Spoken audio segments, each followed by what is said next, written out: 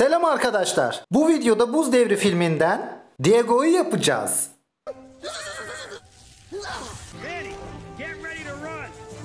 Güzel kedi, tatlı kedi, yaramaz kedi. Biri bana yardım etsin. Isırmaz bu, ısırmaz. Isırdı. Pek sevimli maşallah. Seni sevimsiz şey. Beni kurtarsın. İnsanları çok sever bu. Otobur bu, otobur. Aha, bacağım koptu. Yerim seni ben, yerim. Oğlum beni yeme.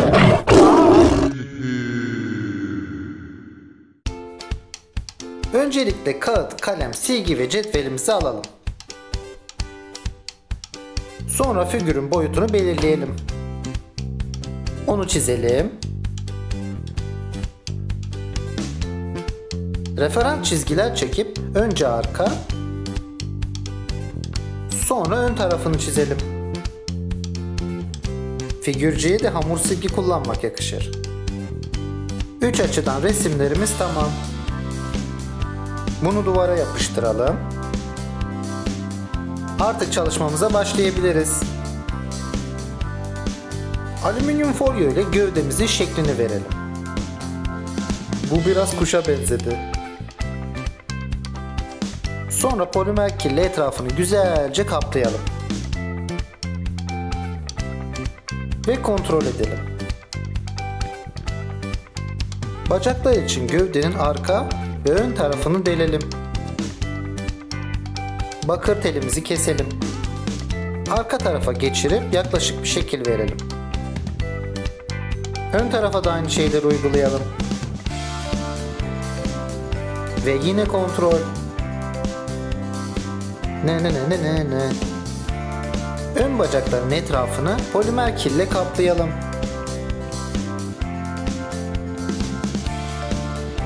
Ve bunları iyice yedirelim. Sonra da arka bacakları kaplayalım.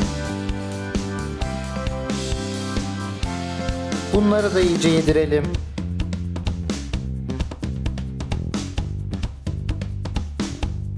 Küçük düzeltmeler yapalım. Patileri için ayaklarına parça ekleyelim. Bunları da yedirelim. Ayaklara şekil vermek için gerekli yerlerden parçalar keselim. Ve buraları yumuşatalım. Kuyruğu için bir parça kile şekil verip onu keselim. Sonra bunu arka tarafına koyup iyice yapıştıralım. Bacak çıkıntıları için sırtına parçalar ekleyelim. Ve bunlara şeklini verelim. Şimdi sıra başını oluşturmada. Gerekli yerlere parçalar ekleyip bunları iyice yapıştıralım. Çenesini, dudaklarını, burnunu ve burnunun üst tarafını oluşturalım. Gözlerinin yerlerini belli edelim. Kaşları için parçalar ekleyip yapıştıralım. Sanki oldu. Yüzündeki yeleleri oluşturup bunları keselim. Sonra iki tarafa bunları koyup iyice yapıştıralım. Aynı şekilde yelesinin diğer kısımlarını da oluşturup tek tek yapıştıralım. Buraları hızlı geçiyorum. Kulağı için bir parça kil alıp bunu ortadan keselim. Bunlara kulağın şeklini verip başının üstüne ikisini de yapıştıralım. Dişlerini oluşturup uzunluğunu belirleyelim. Ve bunları ağzının iki tarafına yapıştıralım. Sırtındaki ve göğsündeki kabarık tüyleri oluşturalım. Sonra da vücudundaki tüyleri oluşturmak için modelleme aletimizle Diego'muzun her tarafını tarayalım. Angry Bird'ü de bu şekilde taramıştım. Tırnaklarının şeklini oluşturalım. Ve bunları ayak parmaklarına yapıştıralım. Toplam 12 tane tırnak. Diego, hadi gel seni fırına götüreceğim.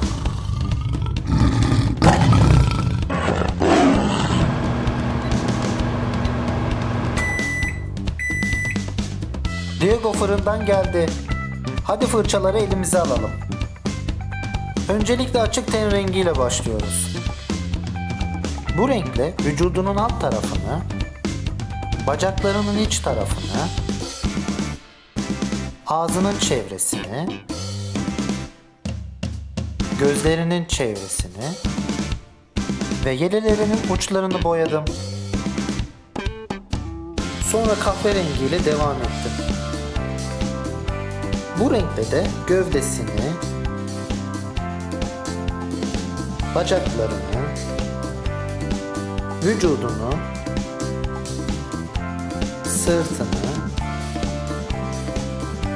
ve yüzünü boyadım. Sonra da krem rengini aldım. Bu renkle de önceki iki renk arasındaki geçiş yerlerini boyadım. Vücudunu, yüzünü ve kulaklarını. Bordoyla da ağzını ve burnunu boyadım. Sırtındaki tüyler koyu kahve, keskin tırnakları gri, uzun dişleri beyaz, gözleri içinse 3 renk kullandım. İç kısmı beyaz, renkli kısmı açık yeşil ve göz bebeği siyah. Buz devri Diego hazır. Videomu beğenirseniz Diego'yu çok mutlu edersiniz. Ve tabii beni de.